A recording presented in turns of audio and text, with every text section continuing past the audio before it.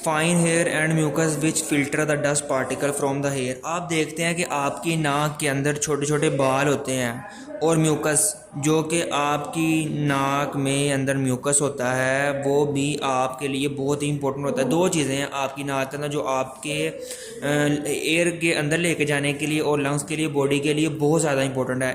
एक तो fine hairs हैं, छोटे छोटे हेयर्स हैं, और म्यूकस है, ठीक है ना, जिसे आप वाटर कह सकते हैं। नाक के अंदर जो आपका पानी मौजूद होता है, पानी विस्कस मटेरियल मौजूद होता है, पानी की तरह का लिक्विड मटेरियल आपकी नोज़ के अंदर, वो आपकी लाइनिंग करता है नाक के अंदर। जब आप एयर अंदर लेके जाते हैं, नाक के अंदर एयर खींचते हैं, तो वो जो बाहर का एटमॉस्फेयर फ़र्ज़ करें हॉट है या कोल्ड है, उसको अंदर लेके जाने के लिए उस एयर को पूरी तरह से टेम्परेचर उसका मेंटेन कर देता है वो म्यूकस। जब पानी से होकर अंदर जहाँ आवाज़ आती है आपके अंदर, पहले तो डस्ट पार्टिकल फ़िल्टर होते हैं किसे, आपके फ़ाइन हेयर से, ठीक है। डस्ट पार्टिकल्स जाके फ़िल्टर होने के बाद जो म्यूकस होता है आपकी एयर को आपके इंटरनल स्ट्रक्चर के ज़रिए से, इंटरनल जो स्ट्रक्चर आपका है उसके लिए मेंटेन कर देता है। ये आपकी बात होगी। द म्यूकस आल्सो मॉइस्चन, गीला कर देता है, and warm the incoming air and keep it temperature near equal to the body. ये आपकी बात होगी। और आपसे सवाल पूछ लिया जाए ये जो से आपकी बॉडी के वो सॉरी नाक के अंदर हेयर्स हैं और म्यूकस है, वो क्या काम करते हैं, क्या फंक्शन परफॉर्म करते हैं, आप लिखेंगे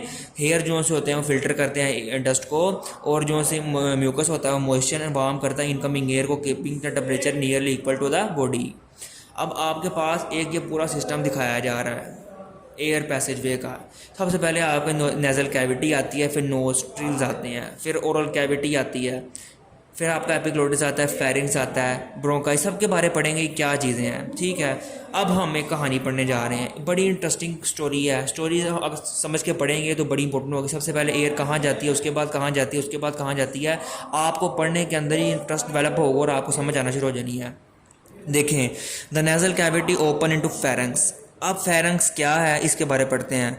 अब आज हम सीखने लगे फेरेंक्स। द नेज़ल कैविटी खुलती कहाँ पे है, open into pharynx by means किसके ज़रिए से, small opening called internal nostrils. Internal nostril के ज़रिए एक जगह में आपकी नाक खुलती है, इसे कहते हैं फेरेंक्स। फेरेंक्स क्या है, pharynx is a muscular passage and is common to both food and air. ये देख रहे हैं आपके अंदर खुराक लेके जाना और एयर लेके जाना दो मुतबादिल निज़ाम से होता है, लेकिन एक नाली आ रही होती है जहाँ से, जिसे आने से पहले तक एयर और खाना फूड वगैरह है वो अलहदा नहीं हुआ होता। इसे हम कहते हैं फेरेंक्स। समझ आ रही है। कहता है कि कॉमन है, बोथ मस्कुलर बैग है, पैसेज है, मसल्स का बना हुआ है। It extend to the opening and oesophagus. ये आप 9 क्लास में पढ़ के आ चुके हैं। आप खुराक की जो नाली है उसे हम कहते हैं ओसोफेगस एंड द लैरिंक्स। अब यहाँ से आके दोनों चीज़ें अलहदा हो जाती हैं। ओसोफेगस आपकी खुराक की नाली है जो आपके स्टमक तक जाती है, एंड लैरिंक्स जो सा आपका क्या वॉइस बॉक्स है, आवाज़ जहाँ से आपकी निकलती है, ठीक है ना। आपकी आवाज़ की जो नाली है उसे हम फेरेंक्स कह देते हैं। ये फेरेंक्स नीचे तक आ गया एपिग्लोटिस के ज़रिए, और ये आपका जो सा लेलादा हो गया जिसने स्टमक में जाना है, ठीक है। अब जो आपका the air goes from the pharynx into the larynx. Pharynx किस, आपका एमसीक्यूज भी हो सकता है, फेरेंक्स से किस में जाती है, इनटू लैरिंक्स। हमारा एपिग्लोटिस से अब ताल्लुक़ कोई नहीं है, क्योंकि हम अब स्टमक नहीं पढ़ने जा रहे, हम डाइजेशन नहीं पढ़ने जा रहे, हम क्या पढ़ने जा रहे हैं, एयर पैसेज पढ़ने जा रहे हैं। We know that glottis is a narrow opening at the floor of pharynx which lead to the larynx. एक नैरो ओपनिंग होती है, किस चीज़ के लिए होती है, ग्लोटिस कहते हैं बेटा, ये आपके गॉड सेल्स होते हैं जो आपके खाने को सांस की नाली के अंदर जाने से रोकते हैं, यानी कि लैरिंक्स के अंदर जाने से आपके खाने को रोकते हैं।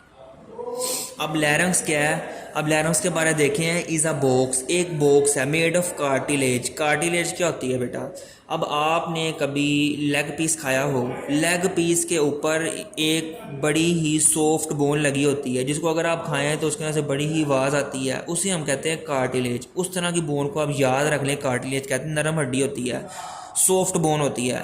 It is present between pharynx and trachea. अभी आप पढ़ते हैं ट्रैकिया क्या है। It is also called the voice box. किसे कहते हैं, voice box, also called larynx को याद रखना, वॉइस बॉक्स कहते हैं, यहीं से आपकी आवाज़ निकलती है।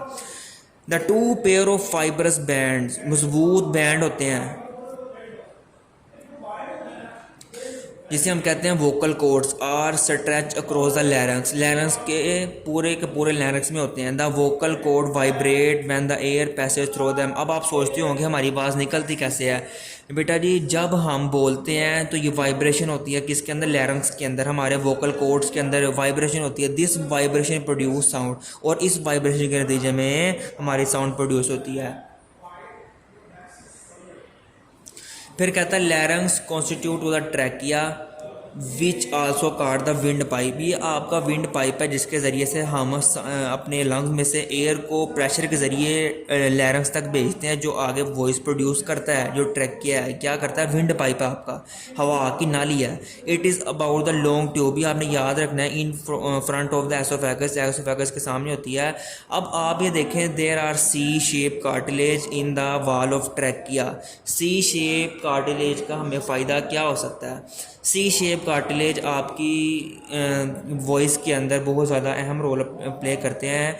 कि जब ये देखें, अगर मैं इस तरह की एक चीज़ बनाता हूँ, ये इस तरह की एक चीज़ है, जब इसके अंदर वॉइस आएगी ये प्रेशर के ज़रिए से खुलेगा, जब इसके अंदर वॉइस नहीं होगी बंद कर देगा। अगर तो ये आपस में जुड़े होते, अगर ये आपस में फिक्स होते, ये आप उंगली देखें मेरी, दो आपस में खुल ना सकती होती, सी शेप ना होती, ओ शेप होती, तो क्या होना था, अगर वॉइस ज़्यादा होती तो एकदम से खोलने की कोशिश करते हैं, और जब आप गला फाड़ के बोलते हैं तो ये एकदम फट जाता आपका गला से। लेकिन अल्लाह ताला ने क्या किया, इसको सी शेप रखा। जब आप ज़्यादा ही बोलते हैं खुद ब खुद स्ट्रेच हो जाते हैं, खुल जाते हैं और बंद हो जाते हैं। समझ लगी, ये इसका फ़ायदा सी शेप कार्टिलेज का। The cartilage keep the trachea from collapsing even when the air is no in it. अगर इसमें अंदर एयर ना हो तब भी बचाता है, अगर एयर ज़्यादा हो रही तब भी इसको कोलैप्स होने से बचाता है। On entering the chest cavity trachea divide into smaller tube called bronchi. जब एंटर होते हैं चेस्ट की कैविटी के अंदर, हमारे ट्रैकिया जो से होते हैं वो छोटी छोटी ट्यूब्स के अंदर, ये देख रहे हैं, पहले एक बड़ी ट्यूब आ रही है ब्रोंकाई, अब ब्रोंकाई ने भी आगे फर्दर डिवाइड हो जाना है। ट्रैकिया था पहले बड़ा पाइप आ रहा था, विंड पाइप, विंड पाइप पढ़ के आ रहा है ट्रैकिया को, ट्रैकिया के आगे ब्रोंकाई, ये दो जो डिवाइड हो गए आगे फर्दर लंग्स में डिवाइड हो गए, सब कह रहे हैं ब्रोंकाई। ब्रोंकाई आगे फर्दर डिवाइड होना है छोटी छोटी ट्यूब्यूल्स में, छोटी छोटी नालियों में, छोटी छोटी मसल्स में, छोटे छोटे क्या कह लेंगे वेन्स में, आगे छोटे छोटे रास्ते बनने, उसे हम क्या कहते हैं, ब्रोंक्यूल्स। अब आपने याद रखना है, कहता है ब्रोंकाई, जो सिंगुलर होता है ब्रोंकस कहते हैं। The bronchi also have cartilage plates in it, each bronchus enter in the lungs it side and divide into smaller which is called bronchioles. The bronchi continue dividing the lungs until they make several fine tube called bronchioles. अब bronchi further divide होंगी, वो क्या बना देंगी, bronchioles. The bronchioles progressively lose the cartilage as they become narrow.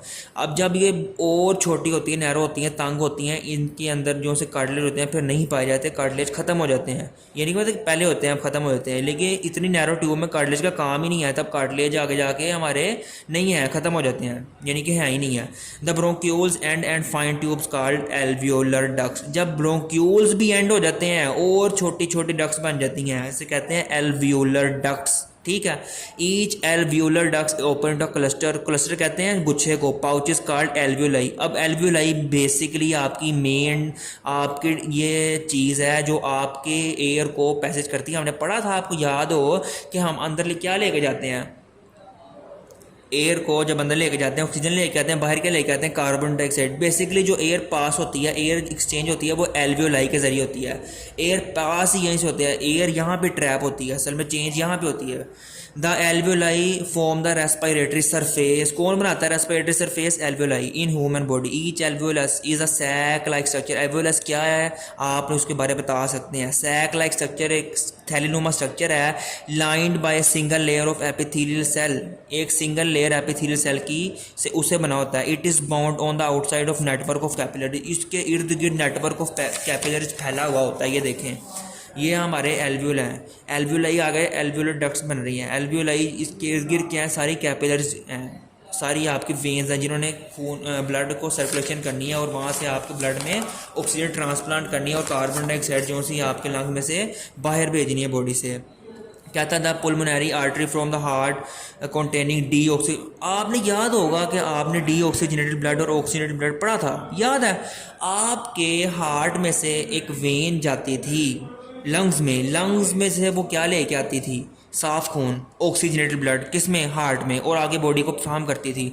ये वही बात हो रही है कि आपकी वो ब्लड साफ कैसे होता था, आपका ब्लड साफ कैसे होता था, लंग्स में जाने से। अब आप पता चल गया कि आपके ब्लड को साफ़ करने का काम किसका था, एल्वियोलाई का था। आपके एल्वियोलाई होते थे, उस ब्लड को साफ़ करके उस फैक्ट्री को पूरा रन करवा के बाहर भेजते थे।